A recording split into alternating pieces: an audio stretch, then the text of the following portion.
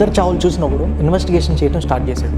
వాడు ఎవడో కాదు, చనిపోయిన వాడు ఫ్రెండ్ వీడు. స్టోరీ బ్యాక్ వెళ్తే ఈ చనిపోయిన ఆవిడ బ్రతుకున్నప్పుడు వాళ్ళ భర్తను కోల్పోయి ఒక చిన్న బాబుతో బోరుమని ఏడుస్తూ ఉందంట.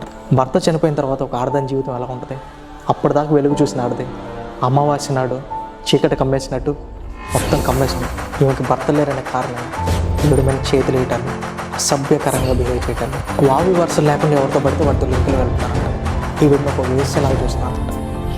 అప్పుడు ఏమో ఫిక్స్ అయింది, ఒక మహిళ వేస్యగా మారాలని. ఆవిడ ఆ ఊరిని విడిచిపెట్టి వేరే ఊరు వెళ్ళిపోయింది.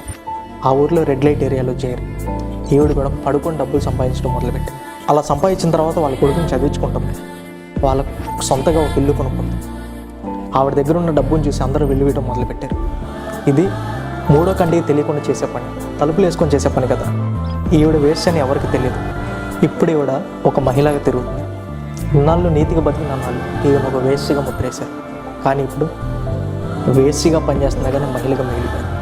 ఎందుకు? మూడో కంటికి తెలియకుండా తప్పు చేస్తే ఆ విషయం ఎవరికి తెలియదు. భర్త చనిపోయిన తర్వాత ఒక ఆడది ఎంత కృంగిపోయి ఉంటుంది. కానీ ఈ సమాజం ఆడదాన్ని ఒక వేస్యగా మార్చింది.